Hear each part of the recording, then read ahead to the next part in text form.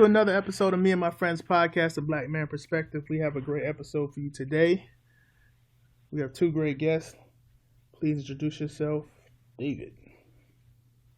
Hey, what's going on? My name is David. Happy to be back on the podcast.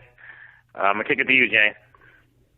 Hey, this is James, calling from Fort Myers, Florida. Happy to be back for another Me and My Friends podcast, and can't wait to get this thing started. All right, as we all know, Father's Day is Sunday, and it's always a hot topic around Father's Day for different reasons, and you're going to find a lot of women that say Father's Day should be called Single Mother's Day.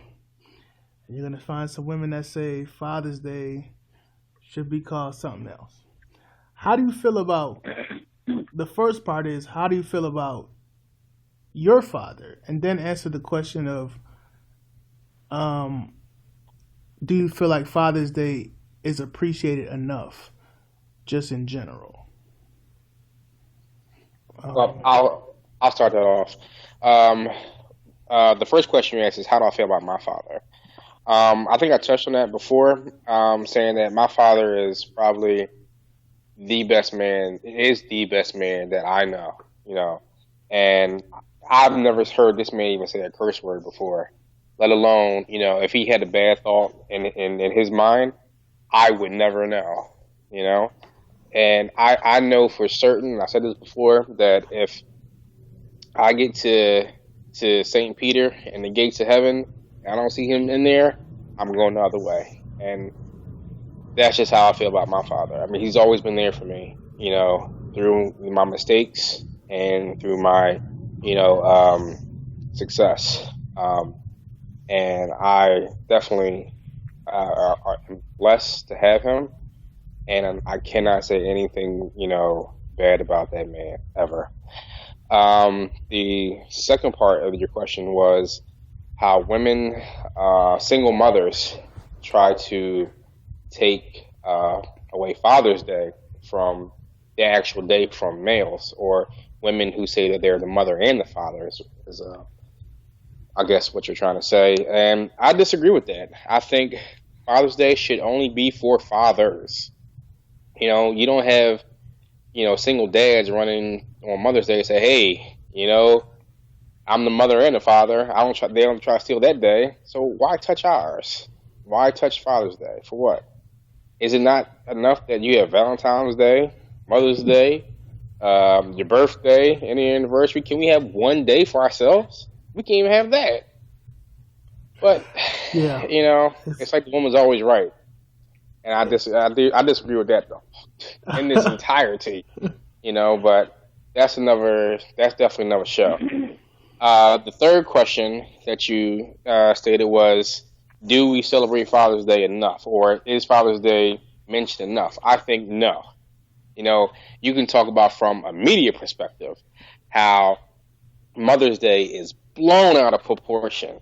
I mean, it's like, a grand event for your mother. I mean, you have songs dedicated to Mother's Day. Mm-hmm.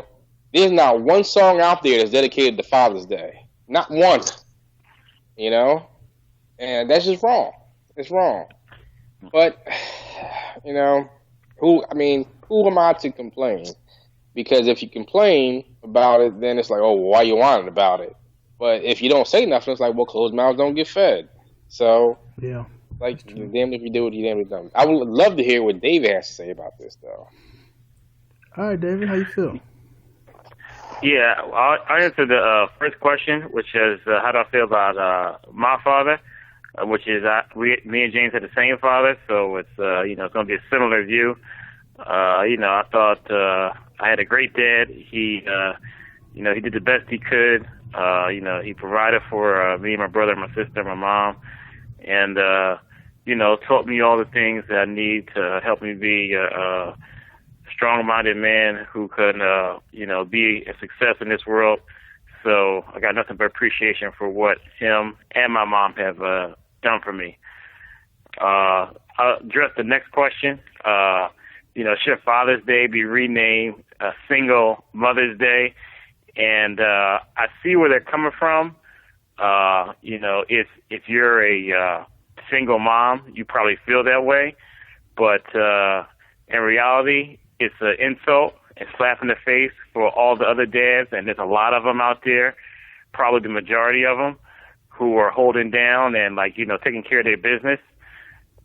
So yeah, I obviously I'll be no way in for that, but they are bringing up a topic that's important in the black community, which is that a lot of dads are absent in the household. So that is the issue where I think for one reason or another, we as black men, have to address. I can't, go out there and, you can't do, well, not just me, well, anyone can't do something for someone else. So, you can only take care of yourself. I don't have any kids, but I like to think that if I did, I would take care to the best of my ability of my kids, whether I stayed with the woman or we broke up for some reason. So, that's my feelings on that, or thoughts. The next one is kind of interesting. It says, is Father's Day appreciated enough? For me, it is, but it's interesting for me because, like I said, I don't have any kids, so basically I'm looking at it from the outside looking in, and it seems like it gets significant attention, at least in my family, and that's kind of all that counts for me. So I'm okay with it, but I want to kick the responses to the questions to Jarrell, see what he thinks about this. My father's always been there for me, similar to you all. I don't know where I would be without my father. We talk, constantly about different things. And I still, even though I'm 31, I still rely on him for a lot of different things. He knows when to call me when I'm going through too much stress and different things like that. He always says, listen, take time for yourself. It's not a race, don't worry about it. We'll get there eventually, whatever, with different things I'm working on here and there. So it's constant, and the love, it didn't end when he was 18 or 21 or 25. He's still being the same father as I get older. I don't think, like James said, the media, I don't think gives Father's Day enough attention. And Mother's Day, there's commercials, there's, roses, there's chocolates, all this other stuff. Father's Day, it's just like, oh, that's coming up, just is what it is. And it's a drastic difference. Like, you can tell it's a difference with not just the marketing. And I don't know if it's people who say, well, people don't really acknowledge fathers. I don't know if people understand the importance of a father in a child's life. I think we have gotten so far-fetched and gone that we're like, oh, if the father's there, it's not there, it doesn't matter. But I see the difference. I'm sure we all have friends that we see that fathers aren't in their lives. And some are good, but some are totally, not where they could be in life. And it's, some of that could be attributed to the lack of fatherhood in their life. So I just think the media, and not just the media, but different outlets need to focus more on fatherhood and try to bring things back, and that you do need two parents. It doesn't necessarily have to be a two-parent household, but you do need a positive male role model or father in your life or in a child's life. So that's what I believe. But so, what do you think about Single Mother's Day? So it's funny because I have a lot of friends that are single mothers or whatever, or they're not with the father of the child, and I feel like that is something that has nothing to do with Father's Day. I don't believe in being bitter or being disrespectful. I'm the mother and the father. You can't be both. You only can be the mother. And it's sad, but women we have gotten so crazy with society where literally I listen to women every day. I don't need a man. My child don't need a father. My daughter don't need a man. I'm like, your daughter needs a man because she's not going to know how to interact with men.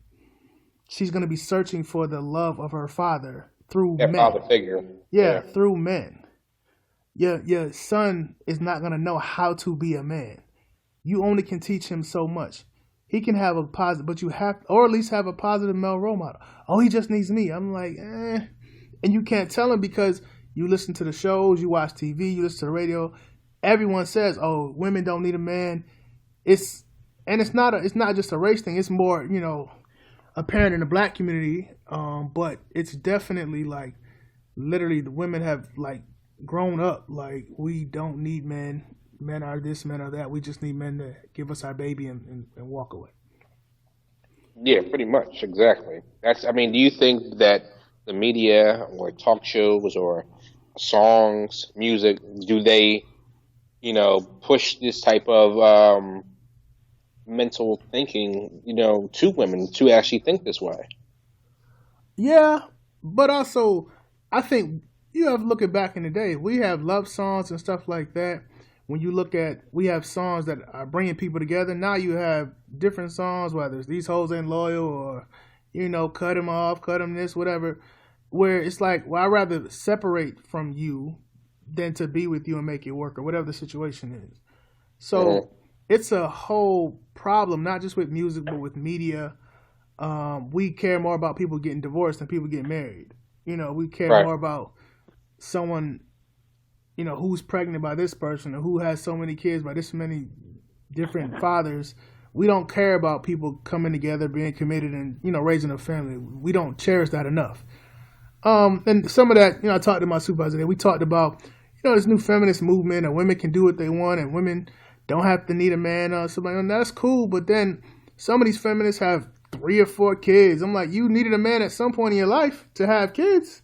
And then they're married with 3 or 4 husbands, and they, I'm getting a divorce, and I got a new husband. I'm like, well, I guess that's act like a woman, think like a man, huh? Yes, I'm like it. You can't. To me, you can't have it both ways. That's just my opinion. You can't say I'm a feminist and men are taking over society and we should be equal and all this other stuff, and then you say I want to be in a committed relationship with the man. I want to have his children. I'm like, to me, that's like, it's just confusing for me. Well, it's confusing for women, period, because women in general, they don't know what they want. Yeah. You want equality, but in the same aspect, if you got to take out the trash, there's a problem with that. You want to be the person that has your own car and that and the third, but yet you don't want to pump your own gas. Yeah. So, in essence, you're not equal. I believe in equality, because I think, women's rights really started with, pay and, access to jobs and stuff like that, and access to healthcare when it comes to, abortion rights and stuff like that. And I agree with all that. And obviously now it's changed to different things. And I agree with it, but it's a lot that goes into that when you say, I want to be equal, I want to do this, but then you say, well, man should do that. I'm like, what? You can't have it both ways. Like, it's really confusing, but I don't know. I just think we're moving off topic, but get back to Father's Day. I guess the question I have is, people ask me too, how do you know, or how do you believe, or do you believe you will be a great father when you have children? Because we obviously don't know until we actually cross that bridge. Well, I think I can, clarify. I think I'm the only person on this panel that has children. Mm-hmm. I don't think that I had a child young at 21, and I don't think I was ready, no way, shape, or form, to be a father. And I tried to be the best person I could be for my child, but unfortunately, I didn't wind up staying with the mother. And different circumstances arose, and of course, child support came into play, and it was a struggle for me to still be in his life and her still go her separate way, because she had her own relationship and I had another relationship. So I don't think that the government has any idea what they do to this child, or a great way to solve the separation portion of dealing with a child who the mother is not with the father, unless you have two responsible parties that can come together and work at a common goal for the child. I also have another child with my ex-wife, and he's very young, so I'm still developing that relationship with him now. and also recently became sort of like almost a stepfather to the children that I'm living with now. And I've seen me progress and learn from the mistakes I've made in the past, which benefits, all four children. And I just had one of my, sons graduate from 8th grade today, which I'm very proud of. And, I can't even imagine, what it's like for him, so, getting back on topic, fatherhood is difficult, and I had a great role model to show me what a father is like, but I didn't have anyone to show me what it's like not to be in that household with the child. So it's a different path that I'm learning right now, how to not be there, but still be there. Yeah. The question I thought, he said, what makes a good father, or people are saying hey, you haven't had a kid, what is the things that, someone who doesn't have a kid, what are qualities that would make him a good father? Is that what you're asking? Yeah, what do you think the qualities that make you a good father? The answer is that from you don't know, because every situation is going to be different. And do you every think situation is going to be right? So David, how do you feel? Oh yeah. As he was answering, I was thinking about that question. I was saying, what are some of the things that would make a good father, especially for someone like me and Jarrell, who we're not in a position where we are fathers yet. Hopefully I can be a father one day. And I was just thinking about some things, that I would do. But then I was thinking about just some generic things that, every man I think could strive to do, which is, provide, the necessary funds and, support, financially, to allow your child or children to flourish. So that's kind of thing that's common to most people. Just teaching, the kids, kids, just basic things about, growing up and being a man, stuff like tying, it could be something simple as tying your shoe, or it could be like how to shoot a basketball, or, how to go to the bathroom, just basic things, that just basically most functional adults can do. And then I think the last one was teaching, your kids from the mistakes you made and the lessons you learned from them. So everyone, who's an adult has made mistakes and probably learned, a few lessons in their life that you can pass down to the next generation. So those are the things I would think, in my opinion, will be a place to start in terms of, how to be a good dad. Yeah. And what do you think on that, Jarrell? So I have a niece who's 6, and I see her a few times a year, and I take her different places and do things.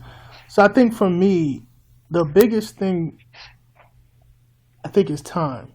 So when my niece is here, I don't know, we don't have a set schedule on when I'll see her. So I make sure that when I'm with her, I cherish the time that I'm with her. I put my phone down, I put my phone away. I make sure, we do things to celebrate life.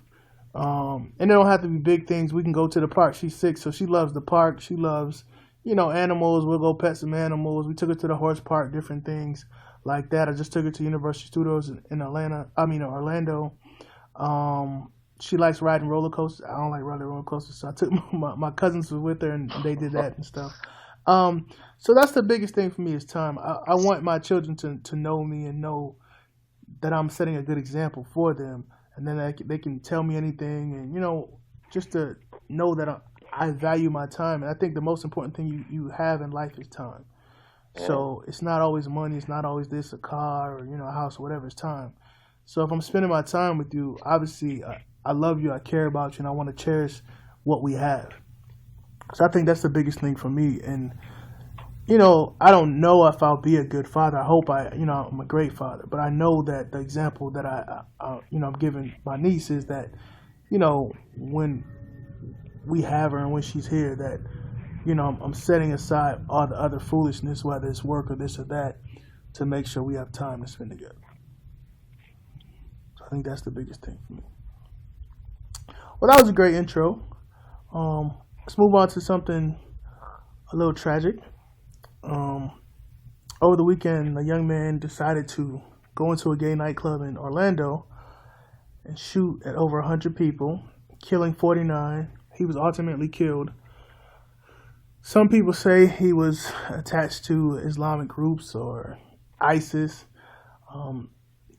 It finally came out that he was allegedly into some gay nightclub activities, and he had a page on gay apps and stuff like that.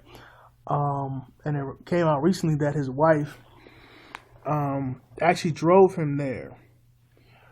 And you had a lot of people take sides, whether it's religious points or gun control or security or different things. So I guess the question I have is, we have a problem with mass shootings in the United States, right?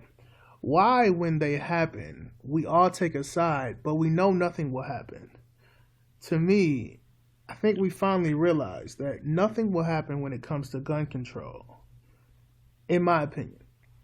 But do you feel like the coverage, it's good to have coverage, but coverage without action is just nothing. So do you feel like the coverage is necessary when we, in hindsight, believe that nothing will happen? Nothing will change? Or what is your opinion on it? You think it can change? David. Yeah. So, my thoughts on this, and I mean, are quite a bit, but I'll try to keep it contained. My initial thoughts whenever I see a mass attack is to question the event and to say, is the news actually reporting information accurately? Yeah. I don't trust the media. I don't trust the government. So I don't take their word, for as a guarantee that the information is correct. So my first question is, was this guy acting alone? And if the media reports make it seem like that he is not, that he is acting alone, and from my understanding, the eyewitness reports think that there are multiple people, or said that there are multiple people who were involved in this attack. Mm-hmm. So that's something that I'm following to see how that turns out, and if there's more evidence for that information. That brings me to something called if that is true, something called a false flag attack, where the government, or the term I call the deep state, the state within the state, did they conduct this attack, and then blame it on Islamic terrorism for their own goals, whether that be anti-gun legislation, whether it be to help out Donald Trump and his presidency, or whatever their end goal is. So, those were my initial thoughts on the attack. Of course, I'm open to the possibility that it is exactly what the media says. And, in that case, I would be, I'm a pro-Second Amendment person, so I think, everyone has a right to defend themselves.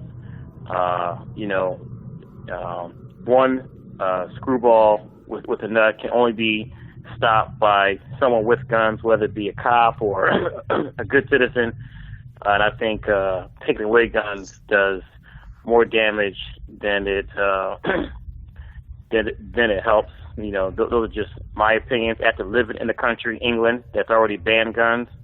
That was my experience. That taking away guns, A, didn't stop gun violence, and B, it led to a population being defenseless. But I'll kick it to James to see what he thought on the shooting. Well, I have a lot of thoughts on this subject, just like David does. Number one, I don't understand how are you on the no-fly list and still able to purchase a gun legally in the state of Florida. Now, I can answer that when you finish, but go ahead. Yeah. Florida is the most lenient state that I've been in to purchase a gun. You know, I've been to the gun shows down here where you literally need a Florida ID and you will get a gun that day. You know, which is like unbelievable. And, well, you have to have a license to carry permit, but you'll get a gun that day. If you don't, you'll take 3 days to do some BS background check and just make sure that you're not a felon, and you're good to go. You know, I don't see how that, you know, adds up, but okay. The second thing was, he definitely planned this thing out, and if he's constantly coming there all this time, I guess no one was going to be alarmed anyway. Right. And why wasn't security on top of this? You know, there's no way he should have got past the guys. I've been to a club before, you know, gay club, straight club, whatever. I mean, I've never been to a gay club before, but I'm assuming that a club is a club and that they have, you know, people patting you down. Because I remember one time I was in Philadelphia, you know, I forgot I had mines on me, and I had to be escorted back to put mines in the car, you know? So for him to get in there with a gun, it's like, because from what the media says, he got in there in the club and just started shooting in the nightclub. Right. Which is like, what? How do you even get past security? Another thing was that I heard from a report from an interview, Patience Carter from Philadelphia, you know, that he came into the stall and said, "Are there any black people here?" And one of the guys stood up and said, "Yeah, it's about 6 or 7 of us." He said, "My fight is not with you guys. You need to leave. Your people have suffered enough." And they left, you know? Yeah. So I don't think it was a hate crime against gay people, because obviously if you were there and it was a hate crime against you know, gay and lesbians, you would have shot the black people too. It wouldn't have been about race. It would have been about, you know, your gender or your sexual preference. So I think there's a lie right there. That he allegedly claimed ISIS. I think I find it hard to believe too. You know? So just like David, I find it very hard to believe what the media says. I just think the media comes out and they want all the answers in the first day. And you have to let investigation happen. Yeah. And because, I want to know who did this and who did this and that and that. And then we find out that he wasn't a part of ISIS, but he was investigated twice. President Obama said, you know, they couldn't take him off the gun list. He was allowed to buy a gun. He bought the gun legally, whatever. David, you want to answer that question? Because I'll just say this real quick. But go. It's something that an issue I've worked with in the past through my career, the no-fly list. I won't go any further than that, but basically the no-fly list is a list the U.S. government makes both on foreign citizens and U.S. citizens, and they say, hey, you are based on our information that we've obtained, which is most of the time or almost all the time classified, you know, we say you are a danger to the airlines and to all the other passengers and you can't fly.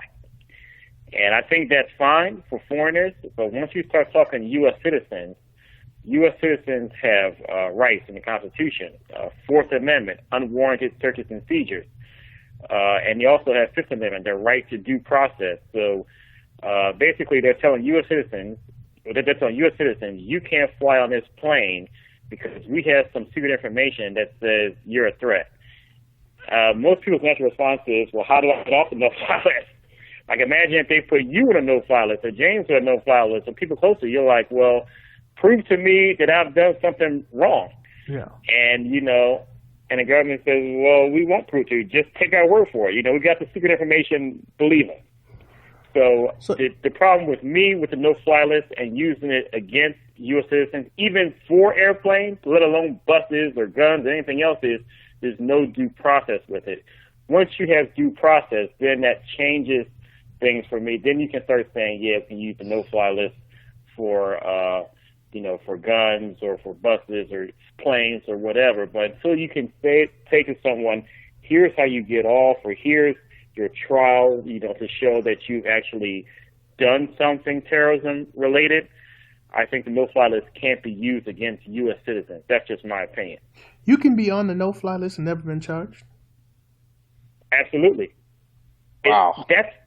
Yeah. I didn't know that. It's happening today. Yeah, that's another thing. Like, I know they said he was investigated twice. And to me, that's the issue there. The man was investigated twice. How did he get an AR-15? But I didn't know you can be on the no-fly list and never be charged. That's very interesting. But also, when you talk about gun rights, a lot of people say, oh, well, I like my Second Amendment. That's great. I think the whole issue is allowing people having access to military guns. When you have automatic weapons like AR-15 in the hands of mentally incompetent people, that's a huge problem. And they agree. sell these things at Walmart. I didn't know. They said, they talking about he got these. Some people got these guns from Walmart. Walmart said, "Oh, we're gonna stop selling them." It took you to and kill 50 people for you to figure out we got to stop selling AR-15s next to the cheese. That's crazy. Like, it's shocking to me. But that's just. But yeah, I just don't know if anything's gonna change. I will point out that a lot of Second Amendment people like myself, and I'm not crazy Second Amendment people, but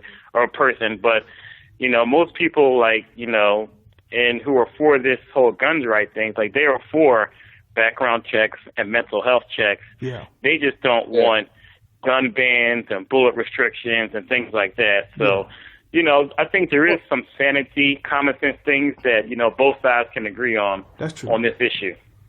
My thing is, and I said this before, AR is kind of big. How do you get that in the club? Yeah. How do you get it in? Well, they did say the security wasn't great because he actually had a shootout with the security guard on the other side, and the security guard didn't shoot him, but didn't kill him. From my understanding, he shot from his first shot was inside the club. That's true. You know what I mean? And his first shot was at a security guard. You're right, across the room.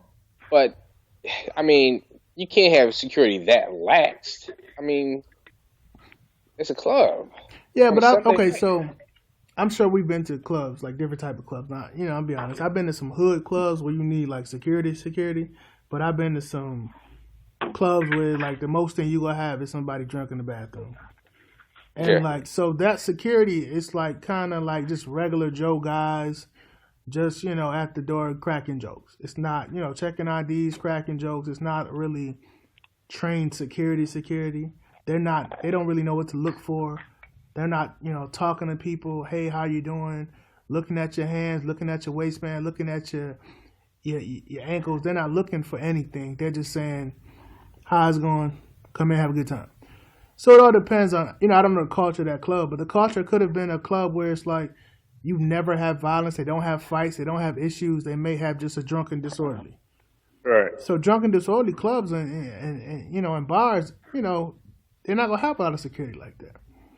So it all depends on that situation. I don't know. I obviously never been to that club, but. Well, how do you feel about them saying that it was the most deadliest mass shooting in U.S. history? So the media likes to spin things as just the worst thing ever. I think every week something happens, it's the worst thing ever, and we're all going to hell, the world is ending. So I think that's what they have to do because they want clicks, they want people to read their story, they want people to follow their story. I think if someone killed, I seen an article, someone killed like 3 people in the middle of downtown in some place in California, and then they had a whole bunch of shootings over the weekend in Chicago. So I'm like, it's all about how I want to spin my story, how I want to, get recognized. So, but, I have a friend that lives in Canada, we talk a lot, and when mass shootings happen, he's like, what's going on? I'm like, it's sad, but mass shootings and guns, it's the American way, man. That's just the American way. This ain't been just started this year, last. It's been going on for decades. if we wanted to stop this, we could easily, change gun laws, change mental health, laws and stuff like that. But we don't want to stop it. We don't want to. And I think that's our problem. But anyway, let's on a lighter note. Let's end on a lighter note. The Cavs and Warriors play. They're probably playing right now. It's 9/11. Tip off just started. Okay, I'm about to go in there. I guess the question I have is, do you believe in legacy? I have a lot of people talking about if LeBron loses, he'll be 2-5 and this and this. I'm a Knicks fan, unfortunately. I'm a huge Patrick Ewing fan. Patrick Ewing never won a championship. So was James. Patrick's my guy. I love Patrick. John Starks. Yeah, so I'm a huge Knicks fan, but I like other players too. I like Charles Barkley. I like a lot of guys who never won a championship. Tracy McGrady, guys like that. Vince Carter never won a championship. So, does a championship cement your legacy? And do you have to have a positive number? Obviously, Kobe's 5-2. I think Jordan is 6-0 or 6-1, something like that. Is the championships define your legacy as a player? Well, it doesn't hurt, but I think the biggest knock on LeBron is that he gets compared to Michael Jordan a lot, and so does Kobe. And Kobe has the championship stats to back it up. Now LeBron does, but what his knock is that he had to do it with Dwayne Wade's help. He had to go to Miami and get help from Dwayne Wade and Chris Bosh to actually succeed to get these championships. Now that he's on his own doing it with his own supporting cast, it looks like he's going to be 0-2, in this championship belt. And Steph Curry is just smiling from ear to ear, like, yeah, I got the Cavs again. Okay, and I think that to be able to prove, to basketball fans that, look, you are in deserving right to be compared to Michael Jordan, you need to win this, But I think that his legacy stays intact whether he does or doesn't. All right. David, how you feel? Yeah, I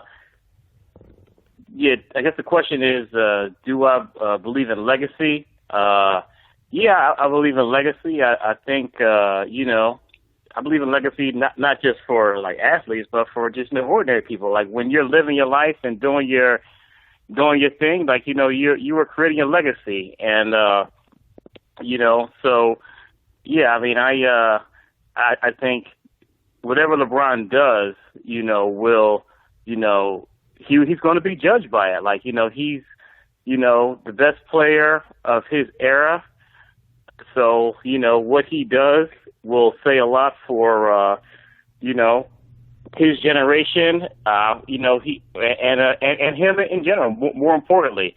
And I think him being 2-5 in the finals, if that is the case, will speak a lot for what he's done and what he values. So I'm one of the people who thought that, LeBron, he had so much talent, he was never able to harness it. I thought that he felt himself a little bit too much. He put his rep and his whole persona before winning. I think that's why they didn't win in 2011 when they lost to Dallas Mavericks. Yeah, he was not willing to do what was necessary for the team to win. Whether that be scoring, whether that be passing, I think it's a little bit of both. He wasn't willing to pass to Chris Bosh and let the other guys get off. He had to get his 37-7, and I think his team suffered the consequences of it. They should not have lost to San Antonio that second year. That time they played, and if they lose this year, it'll be because they didn't get Kevin Love involved. So, I think it to me, it'll say a lot. This guy, he wants to be best player, head coach, GM. He wants to have his own agency and do the whole thing. So, when you take that much and say put it all on me. Well, win or lose, you're gonna get the credit when you win, and you're gonna get the blame when you lose. That's kind of how life is. Yeah. So, I think he'll be remembered if he does lose as a great talent, but a guy to me who bit off more than he can chew. That's just my opinion. I don't really believe in legacy. I believe he has two, and there's thousands of players that don't have any. So I look at it like that. But I also look at it like, sometimes you can just reach an opponent and they're just better than you. It's nothing you can do. It doesn't mean you're sorry. It doesn't mean you're bad. It just means just not your time. That's all I believe. I don't believe that, this person is supposed to win, but it just is what it is. I think last year, just circumstance had them where they couldn't have all their bullets from the sense of Kyrie and Love was out. This year, they just ran into someone, if they lose or if they win, that's someone that they can beat. If the Cavs win, then, I think it will be cemented for the city of Cleveland. But, I just feel like he'll be fine because he does so many things outside of NBA. I think he'll be fine. This is not the 50s or the 60s where all you did was win championships and that's it. He's such a big marketable brand where he'll be fine regardless. So if he's big on legacy, he'll be okay. So that's it. Any other topics you want to cover? No, I'm good. We already watched the LeBron. You win or lose. I need Warriors to win this. I'm tired of staying up all night. I ain't gonna lie. Thank you all for listening to Me and My Friends Podcast, A Black Man Perspective. Thank you all, David and James. All right, have a good one.